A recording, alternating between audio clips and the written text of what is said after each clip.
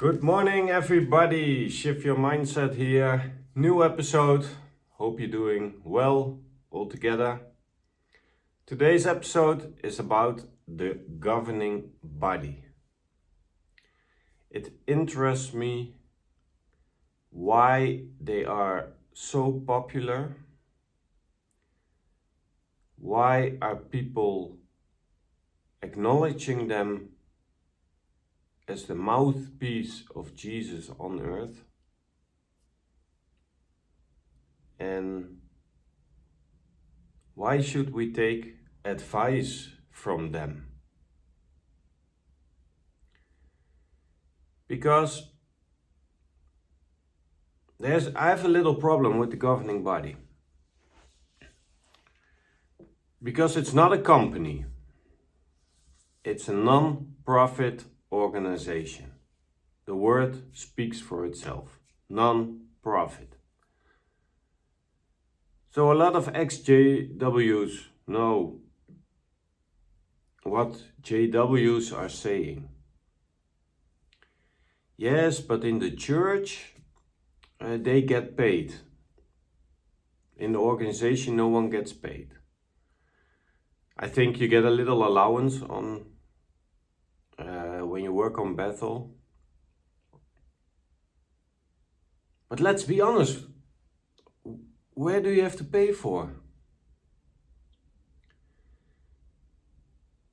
So I was a little bit interested in the governing body, and especially because giving advice to someone is helpful if you know what they are going through.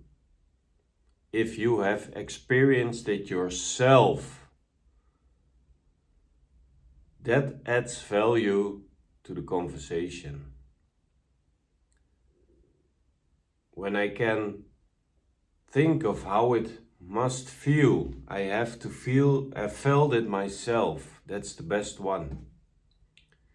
So I was a little bit curious about the governing body. And with the newest two additions to the governing body, the last time they had a job, they worked for their money, was 30 years ago, till Splain and Loge about 60 plus years ago. So the last 30 years, we take the one who has worked for the longest time in the governing body, around 97, I believe, Fliegel and that other Fliegel guy, I believe. If there is there's so much change in 30 years, because when I was a little kid, my father was the only one who was working, and we could go on holidays and we still had enough money. Now, if I see in the Western world, you have to work with two people to make ends meet. If you live in Europe, you need around 2,000 euro, I think also around $2,000 it will be, to survive, just to survive the month. Because you have your mortgage, you have your bills, you have your electricity, healthcare, maybe you have some children, and you have to take care of them. So you need a lot more money than in the old days. The other fellow didn't work for 60 years already. So we are around 1965. Long time ago.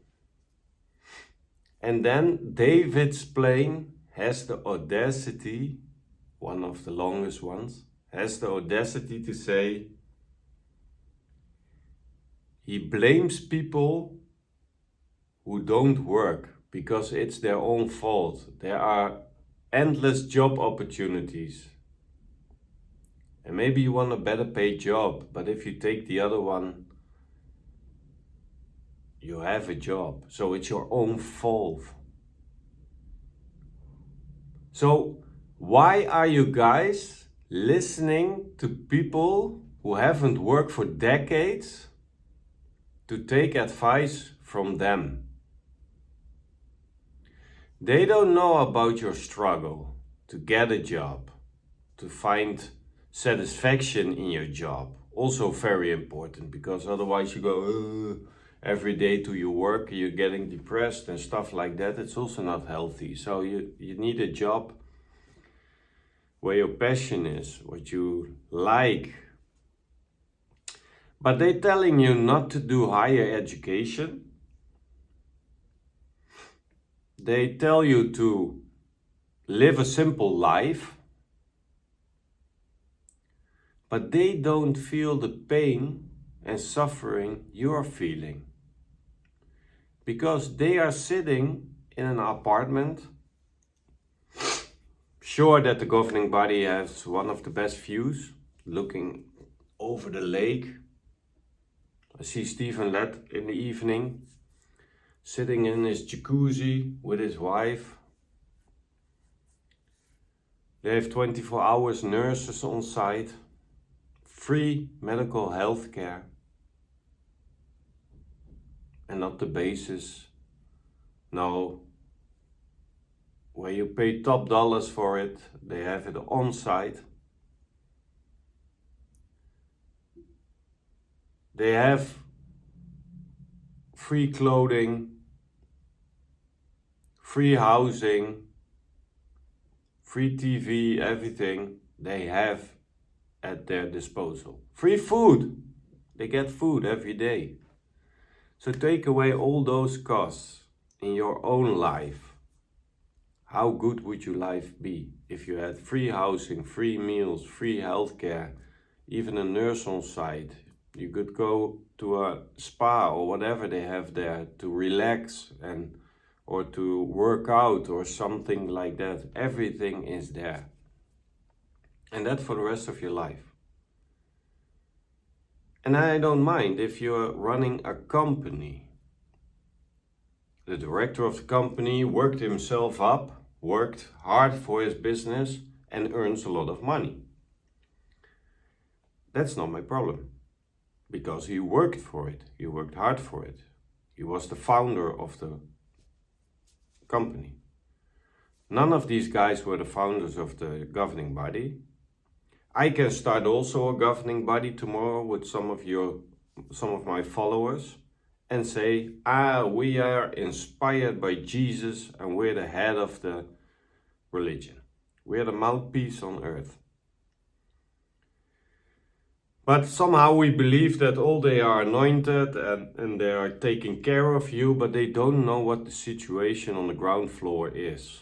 Because they are living somewhere, isolated, don't have the struggles you and me have to face every day.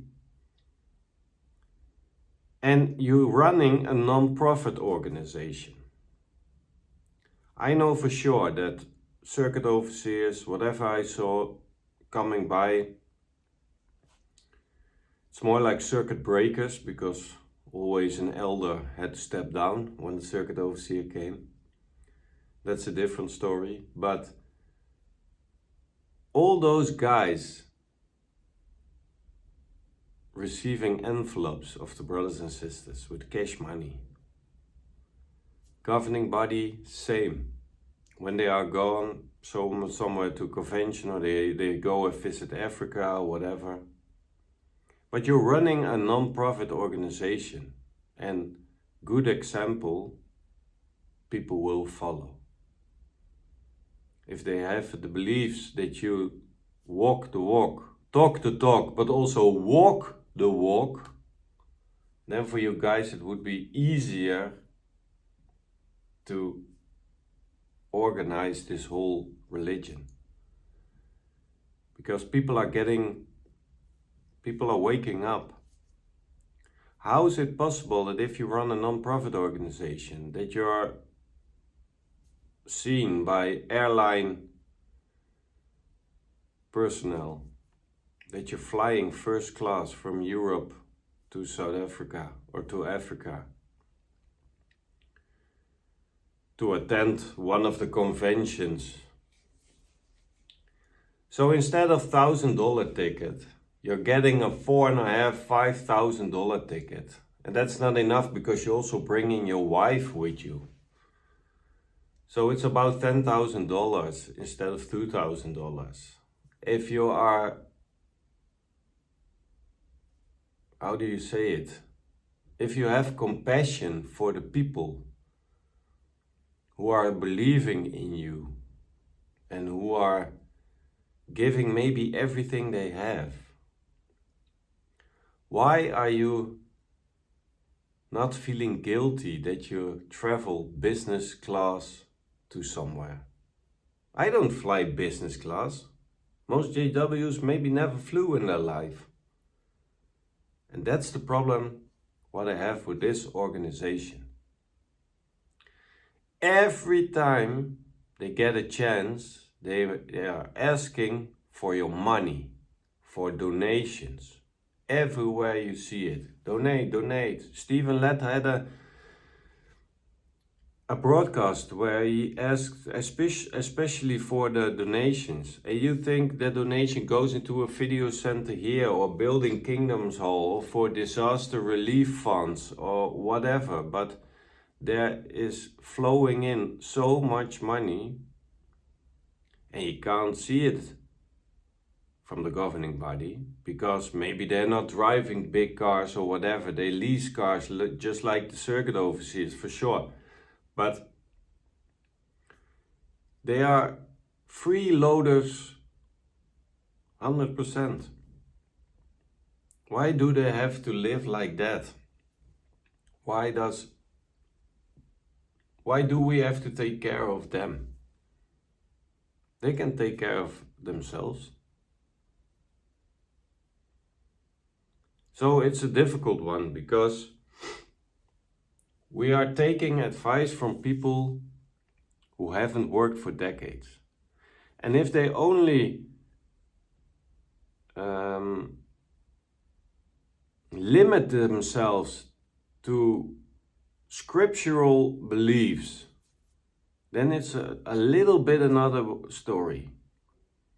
Because if they only base their expertise on the Bible like Jesus did, then they wouldn't interfere with you to talk about work, to talk about we have to discourage higher education. That's free will. Jesus let people have a free will in his time. He didn't ride on 2 horses and I don't know how many people around it into a city. No, he was on a donkey. You can say whatever you want, but he was not living a lavish lifestyle. He wasn't renting out the 5-star hotel in Jerusalem when he visited there. No, he stayed somewhere together with his followers. Together with his followers. He set an example to wash the feet of someone. He set that example. There was no question about who was learning from who. So what do we have to learn from the governing body? To be lazy, to not work for your money, and if you get some money, to just live a normal lifestyle. They took a vow of poverty. They took a vow of poverty. What's the worth of a vow of poverty if you invest $250,000 in a company together with your brother, like Stephen Lett did? What is the vow of poverty when you exclude someone from being a governing body member and you buy a house for him, for Tony Morris, $250,000. Do they pay it out of their own pockets? No, it's money people like you have donated to the organization. So if you donate to the organization, do you know where your money is going? Because if I see the annual reports, the financial reports, I don't see things like this. I don't see the investments in the 3 Assets company right now. I don't see what the people in that company, the directors of boards, if they're getting money, and if so, how much they are getting. They're not working for free, for sure. Is there a voting going on in the congregation that everyone who agree with it can vote for it? No. So we're getting advice from people who don't walk the walk. They talk a lot, they interfere in your life. You have no privacy, you have no free will, you only have to obey. It's about power. It's just about power. Power and being there for themselves. So you don't see it in the money, maybe, but you see it in the power they want to have to control you, but also control other governing body members. Because believe me, like an elder meeting, there are power struggles within the governing body. Otherwise, Tony Morris hadn't left the governing body, but he was voted out for sure. It had to be. So there are also power struggles from what we see in history, always 2-3 brothers who are dictating everything that has to be done. And like a body of elders, you always have someone who goes against it, but most of the time, also the newbies who are just being an elder, they keep their mouth shut and they just follow. They never say something, they just follow orders. And that's the body of elders you want. You don't want people who stand up for the truth. You don't want people to speak out. No, you want silent followers who just do the job and maybe the dirty work for you in giving advice to people or having a judicial committee or whatever, things you don't want to do. And that's the same in the governing body. So people, if you want to believe in the Bible, that the Bible is true, be my guest. We can learn a lot from things in the Bible, for sure. But I don't think, and I'm on that conclusion, I don't think the governing body is the way for this organization. There was no governing body in the old days. Jesus was just going around from town to town, preaching the good news, and that's about it. How often do you see the governing body going into ministry? I think they don't go into ministry because they're too busy with setting out all the things for the religion. So I like it that people walk the walk if they talk the talk. And you can learn a lot from someone who's experienced what you are experiencing right now. He can help you, she can help you. So be careful for who you follow. See each other next time on the next episode.